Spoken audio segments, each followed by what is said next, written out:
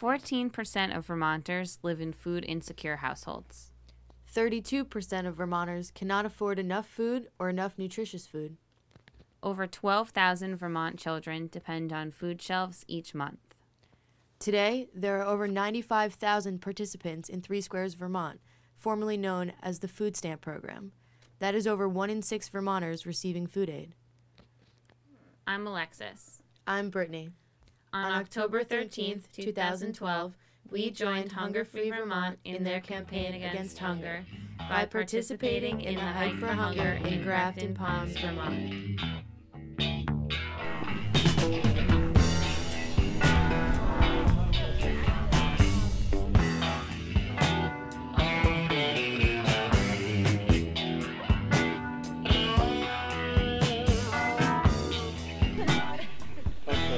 Welcome to Grafton Ponds, folks. I'm Bill Sam and I run the place here.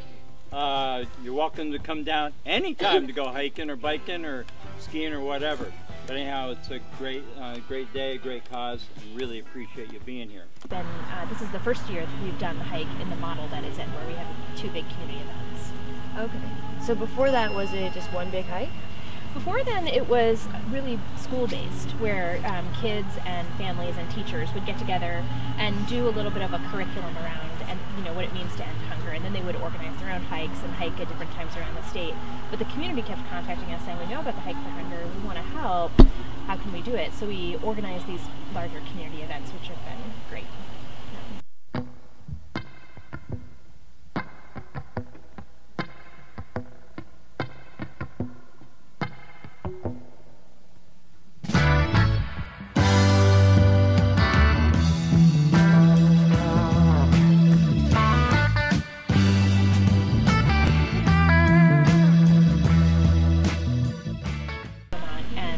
I decided I really wanted to work on the issue of hunger is because it's such an underpinning issue of so many other social problems. And it's really kind of the bedrock of what's going on with poverty right now. If you aren't able to eat and feed yourself well and feed your family well, you can't do very much else well. You can't learn well, you can't be really effective at work, you can't live your life in a healthy way. And 'cause that is something everybody everywhere does in the ways to solve the problem. But one of the things that's the biggest challenge in Vermont is we're often called the sparsest state in the nation, which means that in terms of the nature of our rural landscape is people live really far apart and have a hard time getting to central areas where they can get congregate meals or Meals on Wheels, whereas in other parts of the country it'll be a rural landscape, but then we'll have larger populations of towns. So in Vermont we have some really unique challenges that we have to overcome to get people what they need. There is a common misconception that Vermont is food secure due to its rural nature. As a primarily agricultural state, many believe that with open land and abundant farms, food is easily accessed. Vermont has the lowest population density in the nation because a higher proportion of its population resides in rural communities. Access to food is highly dependent on one's access to transportation, particularly a personal vehicle. So in terms of new programs that we have for kids, we still are really focused on our core mission, which was to expand free and reduced price lunch for kids in schools, and that includes improving quality of the school meals so that kids participate, and working on summer programs and programs in childcare. But one of the biggest things that we've been focusing on, especially in the county we're in right now, in Windham County, is expanding access to summer meals. Because there are just about 37,000 kids that receive free and reduced price meals during the school year, but in the summer only 6,000 of those kids have access to meals in the summer.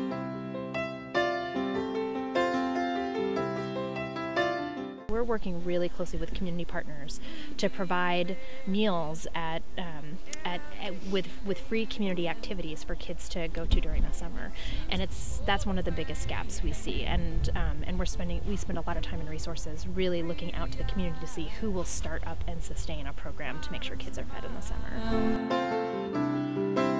You marry a music man.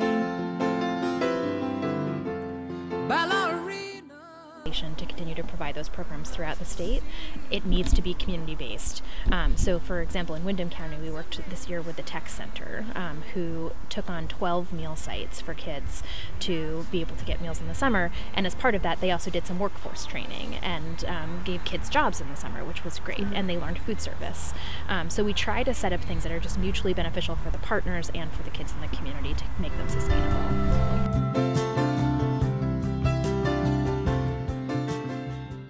But you know, one age group that really continues to be a challenge is seniors, because there's across the state of Vermont, we have 91% of eligible people participating in the 3 Scores Vermont program, which is great.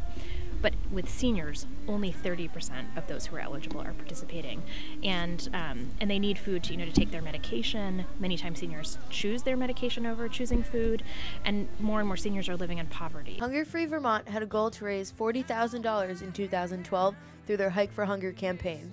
As of October 13th, 2012, the organization had raised $16,000. I mean, obviously we didn't reach our goal, or not yet, and we'd like to see that grow, but we're really happy, and the community support and the sponsors that we've had have been so amazing.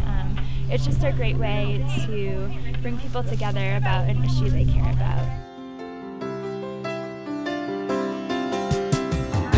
But oh, how it feels so real, lying here with no one near, only you, and you can hear me when I say it softly, slowly. Moving beyond the arena of the Hike for Hunger, the team at Hunger Free Vermont is making headway with state legislature. Currently, Vermont offers the free breakfast for children who qualify and lunch at a reduced price. Hunger is a dynamic issue affecting numerous stakeholders.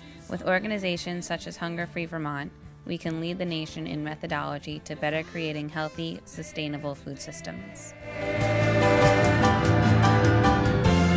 Hold me close.